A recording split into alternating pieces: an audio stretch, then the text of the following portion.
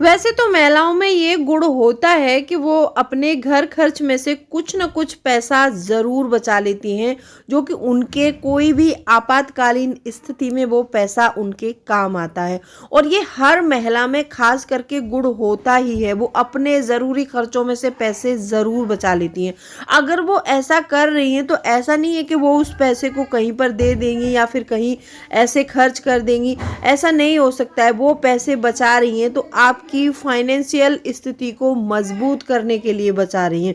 बहुत सी महिलाओं के अंदर ये गुण भी पाया गया है कि पहले पहले बहुत मेहनत करके वो पैसे बचाती हैं और उन पैसों को कहीं पर ऐसी जगह खर्च कर देती हैं कि वो पैसा उनका ऐसे ही चला जाता है, क्योंकि पैसे कमाने से ज़्यादा बचाने में मेहनत लगती है। तो आज मैं 5 पॉइंट लेकर आई हूँ इस वीडियो में कि आप अपनी सेविंग को कैसे सेव कर सकती हैं, उसके लिए ये 5 पॉइंट्स हैं। तो वीडियो बहुत इंटरेस्टिंग है, वीडियो के अंत तक ज़रूर बने रहना। और अभी तक आपने चैनल को सब्सक्राइब नहीं किया है तो आपसे एक नम्र निवेदन है, सब्सक्राइब करिए अपने इस चैनल को और बेल आइकन को भी ज़रूर प्रेस कर दीजिएगा ताकि ऐसी इंटरेस्टिंग वीडियो की नोटिफिकेशन आपको मिलते रहे।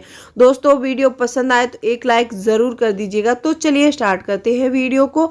इसमें मैंने केवल 5 पॉइंट बताए हैं और 5 पॉइंट जो हमारी मदर हैं उनके लिए बहुत ज़्यादा फायदेमंद साबित हो सकते हैं। क्योंकि ऐसा होता है, देखो कहीं पर सिंगल मदर भी अपने बच्चों को मतलब जो है पालती पोसती हैं, उनको दोनों ही रोल निभाने होते हैं। उनको फादर का भी रोल निभाना है और उनको मदर का भी रोल निभाना है। तो ऐसे में ये बचत करना उनके लिए बहुत ज़्यादा ज़रूरी हो जाता है। कभी कभी ऐसा होता है कि जो जॉब वाली मदर होती हैं उनको जॉब छोड़ना पड़ता है बच्चों के कारण, तो आपको पैसे अपनी कोई भी आपातकालीन स्थिति आ जाए उसके लिए पैसा बचाना बहुत ज़रूरी है। क्योंकि हमने कोरोना महामारी के दौरान समझा है इस चीज़ को और बड़े ही करीब से देखा भी है कि अगर हमारे ऊपर कोई भी ऐसी भयावह स्थिति बनती है तो हमारा जो बचाया हुआ पैसा होता है, जो हमारे निवेश के होते हैं हमने पहले पैसे के, वही काम आते हैं और कोई काम नहीं आता है। तो ये सबसे ज़रूरी है आप लोगों के लिए। तो चलिए बताती हूँ वो 5 पॉइंट क्या क्या है। सबसे पहला पॉइंट आता है कि आवेगपूर्ण खरीदारी से बचे। कभी कभी ऐसा होता है कि हम मतलब मेहनत कर करके उस पैसे को 2 महीने में हमने 2000 सेव किए या फिर 5000 सेव किए, हम पैसे सेव तो कर लेते हैं लेकिन फिर उस सेव किए हुए पैसे को हम कहीं निवेश नहीं करते हैं और अपने पास में ही रख लेते हैं। जब अपने पास रखते हैं तो जब भी कोई खरीदारी करने का हमारा मन होता है या फिर हम घर में बैठे बैठे बोर हो रहे हैं, और ये महिलाओं में अक्सर होता ही है, वो अपनी बोरियत को दूर करने के लिए वो क्या करती हैं, शॉपिंग का सहारा लेती हैं। तो हमें ऐसे आवेग में आके कोई भी ऐसी फालतू की खरीदारी नहीं करनी चाहिए ताकि हमारा जो बचाया हुआ पैसा है वो खर्च हो जाए। क्योंकि बड़ी मेहनत से हमने उस पाई को जोड़ा है और अगर ऐसे पाई जोड़े हुए पैसे को हम ऐसे ही बेफिजूल की चीज़ों में खर्च कर दें तो मतलब ये कोई समझदारी वाली बात नहीं है। तो हमें ऐसा बिल्कुल नहीं करना है। जब भी आपको कुछ खरीदारी का मन हो रहा है तो सबसे पहले उस चीज़ को देखिए, क्या ये मेरे लिए ज़रूरी है। अपने से सवाल कीजिए, जब लगे आपको कि हाँ ये आपके लिए ज़रूरी है तो खरीद लो। लगता है कि सिर्फ हम इसे अपनी खुशी के लिए या फिर हम इस चीज़ को लेके कुछ दिन तक खुशी जाहिर करेंगे उसके तौर पर खरीद रहे हैं तो मत खरीदिएगा, क्योंकि ये खुशी नकली होती है। जब आपके पास भरपूर बैंक बैलेंस होता है तो वो खुशी आपकी असली होती है। तो इसीलिए आपको आवेगपूर्ण खरीदारी जो आपके मन में आता है ना, इससे हमेशा बचना चाहिए। नंबर 2 पॉइंट आता है, एक सुनिश्चित बजट बनाएं। अपने घर को चलाने के लिए हर महीने एक सुनिश्चित बजट बनाना है। देखिए, बजट में सिर्फ वही चीजें शामिल करनी है आपको कि जो आपकी नीड है। क्योंकि कभी कभी ऐसा होता है कि जब हमारे पास पैसे आते हैं, जो हमारी इच्छाएं होती है ना वो भी हमें नीड लगने लगती हैं। क्योंकि जो हमने 6 महीने पहले मोबाइल खरीदा है और लगता है कि इसका कोई लेटेस्ट वर्जन आया है तो वो भी पुराना लगने लगता है हमको। तो ऐसा नहीं करना है आपको। अगर आपके पास पहले से एक फ़ोन है और आपका काम चल रहा है तो आपको दोबारा फ़ोन खरीदने की कोई ज़रूरत नहीं है, क्योंकि काम चल रहा है। वो आपकी ज़रूरत नहीं, वो आपकी इच्छा है। अगर ऐसे ही कोई इच्छा के के अनुसार आपका मन करे तो वो चीज़ें बजट में शामिल नहीं करनी है। मैंने पहले भी बताया है आपको कि आप 30-50-20 रूल अपना सकते हैं। उसमें क्या कर सकते हैं, आप 50% अपनी बेसिक नीड में डालेंगे और 20% आप अपने वांट्स के लिए रखेंगे, 30% आप अपना निवेश करेंगे। जैसे भी आपको लगता है आप अपने पैसे को हमेशा डाइवर्सिफिकेशन करके उसकी ज़रूरतों के अनुसार, आपकी ज़रूरत क्या क्या है उनके अनुसार ही एक बजट बनाइए और उस बजट पर हमेशा अड़िग रहिए, तो आपका पैसा ज़रूर बचेगा। नंबर 3 पॉइंट आता है, एक आपातकालीन कवर लें। ये आपातकालीन कवर आपके पास होना बहुत ज़रूरी है। मैंने पहले भी बताया आपको कि कोरोना महामारी के दौरान हमने इस चीज़ को बड़े ही करीब से समझा कि जब भी हमारे पास कोई भी भयावह स्थिति आए तो इसके लिए हमें हमेशा तैयार रहना चाहिए।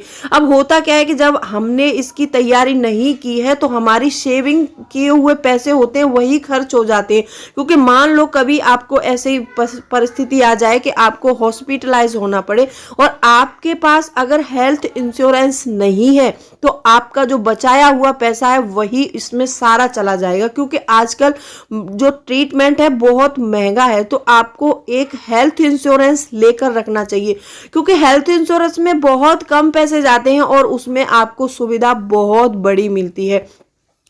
मैं एक और बात बता देती हूँ, एक हमें आपातकालीन कवर में हमें एक जो है लाइफ इंश्योरेंस भी लेना बहुत ज़रूरी होता है।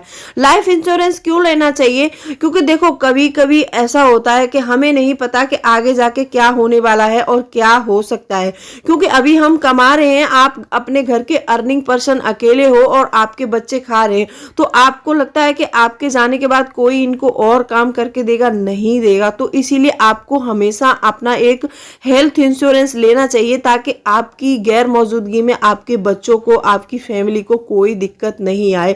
वैसे तो टर्म इंश्योरेंस ले सकते हैं आप, LIC ले सकते हैं, कुछ भी ले सकते हैं। टर्म इंश्योरेंस बेटर इसीलिए होता है उसमें क्योंकि प्रीमियम कम देना पड़ता है और उसमें जो लाइफ कवर होता है वो बहुत ज़्यादा मिलता है, तो इसीलिए आपको एक टर्म इंश्योरेंस जरूर लेना चाहिए। टर्म इंश्योरेंस बहुत कम में हो जाता है। अगर आप कहेंगे कि टर्म इंश्योरेंस पर एक आपको पूरा वीडियो बना के दूं तो मैं वो भी बता दूंगी कि टर्म इंश्योरेंस होता क्या है। ठीक है, कमेंट करिएगा अगर आपको डिटेल वीडियो चाहिए तो। नंबर 4 पॉइंट आता है, डाइवर्सिफिकेशन भी जरूर करें। मैंने ये पैसे बचाने के साथ साथ में मैंने पहले ही बताया कि आपको डाइवर्सिफिकेशन जरूर करना चाहिए। अब ये डाइवर्सिफिकेशन क्या होता है कि जो भी पैसे आप बचा रहे हैं उस पैसे को अब आपको निवेश करना है। निवेश में क्या है कि अपने पैसे आप कभी भी ऐसा ना करें कि एक ही जगह में सारा पैसा लगा दे। कभी कभी लोग ऐसा करते हैं कि एक ही स्कीम में सारा पैसा लगा देते हैं और वो स्कीम में उनका पैसा डूब जाता है किसी भी कारण बस, तो उनको घाटा हो जाता है। तो उनको क्या करना है, ऐसा ही नहीं कि सारा पैसा स्टॉक में ही लगा दिया, कि सारा कहीं FD में ही डाल दिया। FD में कोई ज्यादा फायदा नहीं होता है। FD में हमारा एटलीस्ट FD में हमारा पैसा घट जाता है, क्योंकि इन्फ्लुएंस रेट जो है हमेशा 7%, 7.5% के दर से बढ़ता है और हमें जो है FD में इतना रेट ऑफ इंटरेस्ट मिलता नहीं है। रेट ऑफ इंटरेस्ट उसमें सिर्फ 6% की दर से मिलता है, उसमें भी 80C के तहत। तो जो है हमारा पैसा टैक्स में कट जाता है, तो वहां पर हमें मुश्किल से 3 या 4% का रिटर्न ही बच पाता है। तो इसीलिए हमारा पैसा FD में घट जाता है, तो हमें पैसे की ज्यादातर FD नहीं करनी चाहिए। अगर आप एक निवेश समझ के FD कर रहे हैं तो ये एक गलत चीज हो जाती है हमारे साथ में। तो जैसे आपको मान लीजिए कि 6 महीने में कोई पैसा काम में लेना है, वो 1-2 लाख की रकम है, आप उसकी FD करा सकते हैं। और जैसे मान लीजिए आपको कोई अपना इमरजेंसी फंड है, आप उसकी FD करा सकते हैं। तो ऐसे पैसे को आप FD में रख सकते हैं। और जो आप निवेश करने का जो पैसा है वो लॉन्ग टर्म के लिए रखिए। हमेशा कभी भी शॉर्ट टर्म में आपको अपना पैसा निवेश नहीं करना है और अपने पैसे का डाइवर्सिफिकेशन जरूर करना है। कहीं पैसा आप, थोड़ा सा पैसा जो है आप अपना स्टॉक मार्केट में लगा सकते हैं, थोड़ा पैसा आप PPF में भी निवेश कर सकते हैं। आप ऐसे ही अपनी समझ के अनुसार जिस भी निवेश को आप समझते हैं, जो आपकी समझ में आता है, आप वहीं जो है अपना पैसा निवेश कीजिए। कहीं भी किसी के बहकावे में आके निवेश नहीं करना है। कई लोग बोल देते हैं कि मैं ऐसी स्कीम में पैसा लगा दो कि यहाँ पर पैसा कुछ ही समय में डबल हो जाएगा, क्योंकि लालच जब आता है ना मन में, तो लालच में हमारा पैसा डूब जाता है। तो आपको किसी के भी कहने से अपने पैसे को कहीं भी निवेश नहीं करना करना है, आपको अपनी समझ के अनुसार अपने पैसे का डाइवर्सिफिकेशन करने के बाद में ही आपको निवेश करना है, क्योंकि वो पैसा आपने बहुत मुश्किल से बचाया है।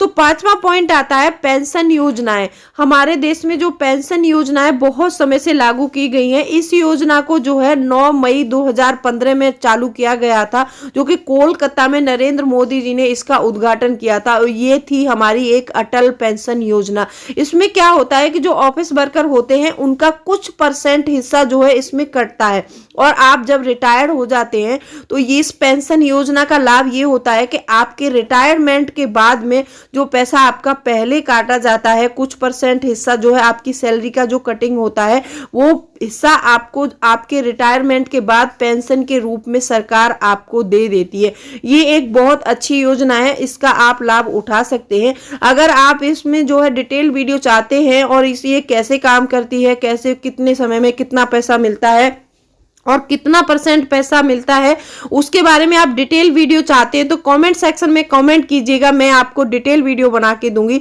तो आज के ये मेरे 5 पॉइंट थे, सेविंग को सेव करने के बहुत अच्छे तरीके बताए हैं मैंने। महिलाएं इसका भरपूर फायदा उठा सकती हैं और अपने पैसे को सेव कर सकती हैं। कभी भी अपने बचाए हुए पैसे को बेफिजूल की चीजों में खर्च नहीं करना है, और ऐसे ही अपने पैसे को बचा के आपको निवेश करना है। और भी किसी निवेश के बारे में जानकारी चाहती हैं, किसी भी पोस्ट ऑफिस योजना के बारे में आप जानकारी पाना चाहते हैं, तो वीडियो के कमेंट सेक्शन में कमेंट जरूर कीजिएगा। तो चलिए मिलती हूँ अगले वीडियो में, तब तक के लिए bye bye, thanks for watching.